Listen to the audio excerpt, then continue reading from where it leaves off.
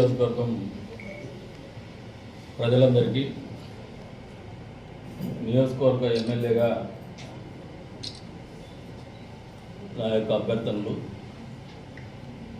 ఈ కూటమి ప్రభుత్వం పేద ప్రజల కోసం నిరంతరము ఆలోచించేటువంటి ప్రభుత్వం. అందులో భాగంగా ప్రభుత్వం ఏర్పడిన 6 నెలల్లోపు ఇచ్చినటువంటి హామీల్లో పెన్షన్స్ కావచ్చు, ల్యాండ్ టైటిలింగ్ యాక్ట్ కావచ్చు, అదేవిధంగా కర్నూలులో హైకోర్టు బెంచ్ కావచ్చు,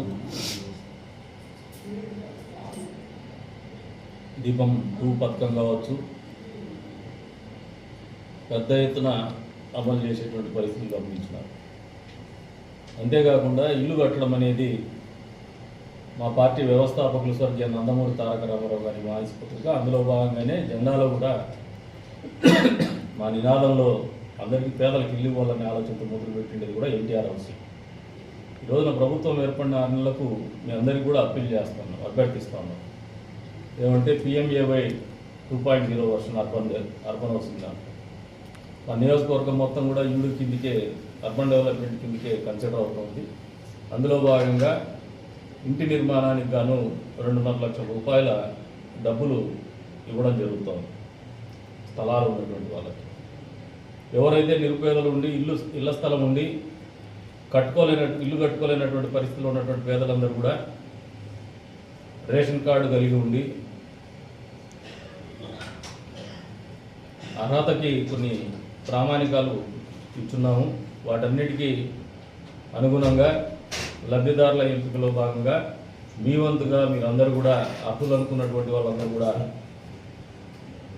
అప్లై చేసుకోమని చెప్పేసి అప్పీల్ చేస్తాను. గ్రామాల్లో కానీ, బూతుల దగ్గర ఉన్నటువంటి నాయకులకు కానీ, బూత్ కన్వీనర్లకు కానీ, బూత్ కమిటీకి కానీ, గ్రామ కమిటీకి కానీ, మండల కమిటీకి కానీ, అదేవిధంగా పట్టణ కమిటీకి కానీ అప్పీల్ చేస్తున్నాం. మీరు మీ వంతుగా మీ ప్రాంతంలో ఉన్నటువంటి లబ్ధిదారుల ఎంపికలో భాగస్వామ్యం తీసుకోండి, చొరవ తీసుకోండి అని చెప్పేసి కూడా అప్పీల్ చేస్తాను. ఈరోజున రివ్యూ మీటింగ్లో భాగంగా మేము ఆలోచన చేస్తే మొన్న కూడా ఒకసారి ఎన్టీఆర్ కాలనీ ఆర్డీఓ ఆఫీస్ ఎదుర్కొన్నటువంటి ప్రాంతంలో రివ్యూ మీటింగ్ పెడితే మా దృష్టికి కొన్ని సమస్యలు వచ్చినాయి. అంతే స్థాయిలో కొన్ని మోసాలు వచ్చినాయి. మోసాల మీద కూడా పూర్తి స్థాయిలో విచారణ జరగబోతోంది. ఇప్పుడు మీరు గమనించే నియోజకవర్గంలో జిల్లాలోనే ఎక్కడ లేనటువంటి విధంగా పట్టాల మీద, పట్టాదారు పాస్ పుస్తకాల మీద, ఫేక్ రిజిస్ట్రేషన్స్ మీద, ల్యాండ్ గ్రాబింగ్ మీద, భూ కబ్జాల మీద, అదేవిధంగా బైపాస్ చుట్టూ ఉన్నటువంటి ఆ భూముల్ని రెవెన్యూ అధికారులతో పాటు రాజకీయ నాయకులు, మాజీ ఎమ్మెల్యేలు, వాళ్ళ అనుచరగణంతో పాటు సామాన్య ప్రజలు కూడా కొంతమంది కలిసిపోయేసి వ్యవస్థల్ని మొత్తం వాడేసుకొని నిర్వీర్యం చేస్తూ వాళ్ళ లబ్ధి పొందినటువంటి పరిస్థితులు కూడా పరిగణలోకి తీసుకుంటూ కొన్ని వాస్తవ పరిస్థితుల్లోనే ఈసారి హౌసింగ్ స్కీము క్షేత్రస్థాయిలో అమలు చేయాలనే ఆలోచన వచ్చింది చెప్పడం జరిగింది. మా నాయకులకు, మా పార్టీ నాయకులకు కూడా చెప్తాను, ఇది పేద ప్రజల కోసం నిర్దేశించినటువంటి కార్యక్రమం, వాళ్ళ జీవితాల్లో మార్పు తేవడానికి నిర్దేశించినటువంటి కార్యక్రమం. అవినీతికి అక్కడ కూడా ఆస్కారం ఉండకుండా నడుచుకోవాల్సినటువంటి బాధ్యత అధికార పార్టీ నాయకుల మీద ఉంది అనేది మీకు అందరికీ కూడా తెలియజెప్తాను. అంతే స్థాయిలో అధికారులకు కూడా తెలియజెప్పడం జరిగింది. మీరు ఏ చిన్న పొరపాటు చేసినా, లబ్ధిదారుల నుంచి ఏ రకమైనటువంటి అవినీతికి పాల్పడినా తీవ్రమైనటువంటి చర్యలు ఉంటాయి. అందుకు ఉదాహరణే ఒక రెవెన్యూ ఇన్స్పెక్టర్ ఇప్పటికే 2-3 కేసులు ఇరుక్కున్నాడు. వచ్చే రోజుల్లో ఆయన ఎన్ని కేసులు ఇరుక్కుంటాడో కూడా భగవంతుడికి తెలియాలి. ఎందుకంటే ఇది అతిపెద్ద కుంభకోణానికి బాధ్యులైనటువంటి వ్యక్తి అతను.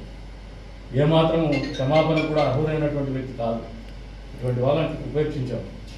రాజకీయాల్లో భయపెట్టడం ఒక ఆనవాయితీగా వస్తుంది మన నియోజకవర్గం. ఈ భూమి మీద పుట్టిండే ప్రతి జీవికి కూడా కుక్కలతో సహా ఒక జాతి ఉంటుంది. డాబర్ మ్యాను, జర్మన్ షెపర్డు, లేదు వీధి కుక్కో, లేదంటే ఇంకొక జాతో, పమేరియను, ఏదో ఒక జాతి అయితే కుక్క కూడా ఉంది. మనుషులకు జాతులు ఉండడంలో ఆశ్చర్యమేం లేదు. కానీ ఏ జాతి కూడా దొంగతనం చేయమని, మోసం చేయమని, పరాయి మతస్థుల ఆస్తులు కొట్టేయమని, ప్రభుత్వ ఆస్తులు కొట్టేయమని, దొంగ పట్టాలు చేయమని, దొంగ పాస్బుక్లు చేయమని ప్రభుత్వ ఆస్తుల్ని అన్యాక్రాంతం చేసుకోమని చెప్పేసి చెప్పదు. ప్రభుత్వం బాధ్యత ఇది. దీనికి రాజకీయాలకి, పార్టీలకి, కులాలకు, మతాలకు సంబంధం లేదు. కాబట్టి ఈ ఎన్టీఆర్ హౌసింగ్లో కూడా కుల మతాలకు అతీతంగానే చేయదలుచుకున్నాం. అవినీతికి పాల్పడితే ఇప్పుడు జరుగుతున్నటువంటిది 100 రెట్లు ఇంకా పటిష్టంగా చేయబోతాం. అందుకే ఉదాహరిస్తామని. అంతేకాకుండా గతంలో ఎన్నికల సమయంలో హామీ ఇచ్చినాం, ఇమాము మౌజన్లకి ఇల్లు ఇస్తామని చెప్పేసి. వాళ్ళ కొద్దిమంది ఇళ్ల స్థలాలు లేనటువంటి ఇమాం మౌజన్లు ఉన్న గ్రామీణ ప్రాంతంలో దేవాలయాల్లో అర్చక వృత్తి మీద ఆధారపడినటువంటి పూజారులున్నా, అర్చకులున్నా, అంతే స్థాయిలో ఎవరైనా చర్చిలో పనిచేసేటువంటి పాస్టర్లు ఉన్నా, వాళ్ళకి ఇల్లు లేకపోతే, మీకు స్థలాలు లేకపోయినా, ఈ 3 తరగతుల వాళ్ళకి స్థలం లేకపోయినా మా దృష్టికి మీరు తీసుకురమ్మని చెప్పేసి కూడా కోరుతాను. మా నాయకులు కూడా చెప్తున్నా, అటువంటి విషయ సేకరణ మీరు సేకరించమని చెప్పేసి కూడా తెలియజెప్తాను. అవసరమైతే రెవెన్యూ వాళ్ళకి చెప్పేసి హౌస్ పట్టాలు కూడా మనమే ఇప్పిద్దాం. వాళ్ళకి ఇల్లు కూడా మనమే ఇద్దాం. ఈ నియోజకవర్గంలో ఇచ్చినటువంటి మాట మేరకు పూర్తి స్థాయిలో పైలట్ ప్రాజెక్ట్ కింద ఈ వృత్తిలో ఉన్నటువంటి వాళ్ళకు, ఎందుకంటే గ్రామీణ ప్రాంతంలో మేము ఎలక్షన్లో ప్రచార నిమిత్తం పోయినప్పుడు గమనించింది, వాళ్ళకు వస్తున్నటువంటి 5-10 వేల జీతంతో ఇల్లు అద్దెలు కట్టుకోలేక ఇబ్బంది పడుతున్నటువంటి పరిస్థితుల్లో వాళ్ళు ఉన్నారు. కాబట్టి ఈ ఆలోచనతో ముందుకు పోతున్నాం. మన వంతుగా బాధ్యతగా ఇచ్చినటువంటి మాట కట్టుబడే వాళ్ళ జీవితాల్లో మనం ఇచ్చినటువంటి హామీ నెరవేరుతామని చెప్పేసి కూడా మా నాయకులకు, తెలుగుదేశం పార్టీ నాయకులకు, కార్యకర్తలకి పిలుపునిస్తున్నాము. వచ్చే రోజుల్లో ఇంకా కొన్ని కఠినమైన ఈ కాలనీలో, ఎన్టీఆర్ కాలనీలో గత ప్రభుత్వ హయాంలో జగనన్న కాలనీ పేరు మీద పెద్ద ఎత్తున విధ్వంసానికి తెరలేపినారు, మోసాలకు తెరలేపినారు. నాయకులు బ్రోకర్లు అయిపోయేసి పట్టాలు అమ్ముకున్నటువంటి పరిస్థితులు ఉన్నాయి. దీని మీద సమగ్రమైనటువంటి విచారణ చేపట్టబోతున్నాము. ఆల్రెడీ కలెక్టర్ గారితో కూడా మాట్లాడినాం, డిఆర్సీ కూడా ప్రస్తావించినాం. ఆయన కూడా దీని మీద ఎంక్వైరీ పెట్టేసినారు. స్థానిక ఆర్డీఓతో సహా ఇతరత్ర రెవెన్యూ అధికారులని, హౌసింగ్ వాళ్ళని. అంతేకాకుండా నాట్ స్టార్టెడ్, డబ్బులు తీసుకుంటారు, పట్టా తీసుకుంటారు, మొదలు పెట్టరు. అంటే వీళ్ళు చాలా లగ్జరీగా ఉండాలా, లేకపోతే ఎవరో నాయకులు లేదంటే బ్రోకర్లో మోసం చేసేనా పట్టాలు తీసుకొని పెట్టుకుంటారు హౌసింగ్ స్కీమ్లో. లేదంటే ఇల్లు వాళ్ళకు ఉన్నటువంటి పట్టాలు, బోగస్ పట్టాలు పెట్టుకొని ఇల్లు కన్నా శాంక్షన్ చేయించుకోండాలా. వీటన్నింటినీ కూడా వచ్చే రోజుల్లో క్యాన్సిల్ చేయబోతున్నాం. మీరు మొదలు పెట్టకపోతే మొదలు పెట్టమని అప్పీల్ చేస్తున్నాం. జెన్యూన్గా ఉండేవాళ్ళు విచారణలో బోగస్ అని తెలిపితే ఖచ్చితంగా కటకటాల పాలు కావడం ఖచ్చితంగా జరిగి తీరుతుందని చెప్పేసి కూడా హెచ్చరిస్తా ఉన్నాం. అంతేకాకుండా బిఎల్ స్టేజ్లో ఉన్నటువంటి వాళ్ళు, బేస్మెంట్ లెవెల్లో స్టేజ్లో ఉన్నటువంటి వాళ్ళు ఇల్లు కట్టుకోకుండా వదిలేసినారు. దీనికి కూడా చట్టంలో కొన్ని లొసుగులు ఉన్నాయి. ఆల్రెడీ వాళ్ళకు డబ్బు ఇచ్చుంటారు హౌసింగ్ డిపార్ట్మెంట్. వాళ్ళు ముందుకు పోలేరు, వెనక్కి పోలేనటువంటి పరిస్థితుల్లో దాన్ని మళ్ళీ సిస్టంలో అప్గ్రేడ్ కావాలంటే ఇబ్బందికరమైనటువంటి పరిస్థితులు ఉన్నాయి. దీంతో కూడా జిల్లా అధికారులతో, అదే రకంగా హౌసింగ్ మినిస్టర్ గారితో కూడా మాట్లాడి దీని మీద చర్యలు తీసుకోబోతున్నాం. ఎవరైనా బేస్మెంట్ లెవెల్లో ఇల్లు ఆపుకుంటే మాత్రము పూర్తి చేసుకోమని చెప్పేసి కూడా వాళ్ళకి తెలియజెప్తున్నాం. మీరు చేసుకోలేనటువంటి పరిస్థితుల్లో వాటి మీద విచారణ చేయించేసి బెనిఫిషరీస్ని కావాల్సిన రెవెన్యూ రికవరీ యాక్ట్ కింద మీ మీద కేసులు కూడా పెట్టించి అవసరమైతే డబ్బులు వసూలు చేయించేసి కొత్త బెనిఫిషరీస్ని ఎవరైతే నిజమైనటువంటి లబ్ధిదారుల ఎంపిక జరుగుతుంది వాళ్లకు ఆ మేర అప్పచెప్పడం కూడా జరుగుతుందని చెప్పేసి కూడా ఈ సందర్భంగా తెలియజేస్తారు. ఇంకా మౌలికమైనటువంటి సదుపాయాలు కావాలంటున్నారు. వీటి మీద కూడా వచ్చే రోజుల్లో పూర్తి స్థాయిలో అమలు చేస్తాము. వాళ్ళకి ఇక్కడ కూడా ఇబ్బంది లేనటువంటి పరిస్థితులు ఎన్టీఆర్ కాలనీలో కూడా నెరవేర్చబోతున్నాం అనేది వాస్తవం అని చెప్పేసి కూడా ఈ సందర్భంగా తెలియజేస్తాం. ఎవరు ఉన్నారో వాళ్ళందరికీ కూడా ఆల్రెడీ డిమాండ్ నోటీస్ పంపించున్నాం. వాటికి స్పందించినటువంటి వాళ్ళకి కానీ, స్పందనలో భాగంగా మొదలు పెట్టుకున్నటువంటి వాళ్ళకి కానీ ఖచ్చితంగా నేను ఇందాక చెప్పినట్టు రెవెన్యూ రికవరీ యాక్ట్స్ ఖచ్చితంగా అప్లై కాబోతున్నాయని కూడా వాస్తవం మీకు అందరికీ కూడా తెలియజేస్తున్నాం. అదే రకంగా గాండ్లపేట మండలంలో ఒక తూపల్లిలో బోర్వెల్ లేదని చెప్పేసి చెప్పినారు హౌసింగ్ దాని దగ్గర, అందుకని కొద్దిగా డిలే అవుతున్నాము. దానికి కూడా వెంటనే బోర్ వేయిస్తున్నాము. ఆ ప్రాంతంలో నీటి సౌకర్యం కూడా ఏర్పాటు చేస్తున్నాము. అదే రకంగా తలుపుల మండలంలో గంజారపల్లి, ఓదులపల్లి ఇక్కడ కూడా నీటి సౌకర్యం లేనటువంటి పరిస్థితుల్లో హౌసింగ్ కుంటుపడిందని చెప్పినారు. ఈ రోజే అక్కడికి కూడా ఉత్తర్వులు ఇచ్చాము. బోర్వెల్ కూడా అక్కడికి మంజూరు చేస్తున్నాము. కదిరి రూరల్లో పట్నం, కౌలేపల్లిలో, అదే రకంగా కుంటపల్లిలో ఎలక్ట్రిసిటీ ప్రాబ్లం ఉంది. ఇందాక ఎస్సీ గారితో మాట్లాడినాను.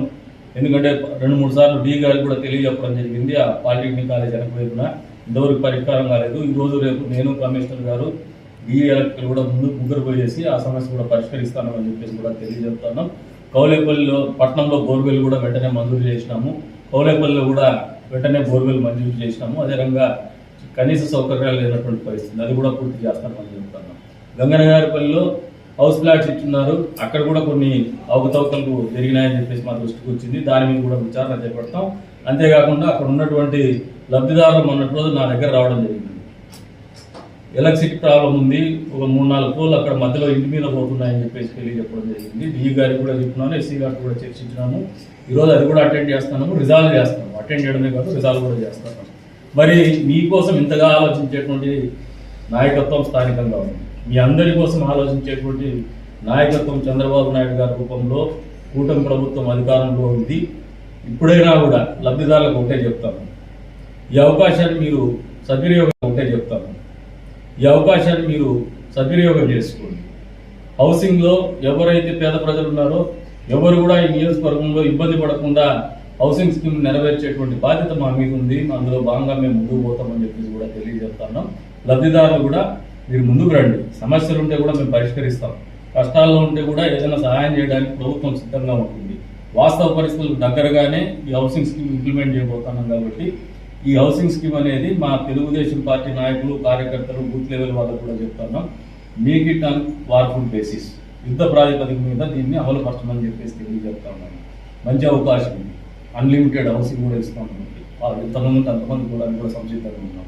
అంతేకాకుండా ఏదైతే ఇందాక చెప్పినాను బేసిక్ ఎమ్యూనిటీస్ అవన్నీ కూడా ప్రొవైడ్ చేసేటువంటి పరిస్థితిలో ఉన్నాను. మామూలుగా బోర్ వేయాలంటే భయపడేవాళ్ళు, ఎమ్మెల్యేలు మాట చెప్పాలంటే చెప్తాను. మాకు ఇందాక గంట ముందు చెప్పినారు, ఈరోజు అటెండ్ చేస్తాను, కంప్లీట్ చేస్తాను, బోర్ కూడా వేస్తాను, నీటి సౌకర్యం కూడా కల్పిస్తాను. కాబట్టి ఇటువంటి పరిస్థితుల్లో మీరు వెనకపోతే మాత్రం నష్టపోయేది మీరే అని చెప్పేసి తెలియజేస్తున్నాం. మరొకసారి చెప్తాను, అవినీతికి అధికారులు పాల్పడినా, కార్యకర్తలు పాల్పడినా, ఏ స్థాయిలో అవినీతి పాల్పడినా కూడా ఇది పేద ప్రజలకు వర్తింపజేస్తున్నటువంటి స్కీము. చాలా తీవ్రంగా దీన్ని పరిగణిస్తామని చెప్పేసి కూడా హెచ్చరిస్తూ మరొకసారి లబ్ధిదారులందరికీ కూడా అప్పీల్ చేస్తాను, మీరు అప్లై చేసుకోమని చెప్పేసి తెలియజేస్తాను.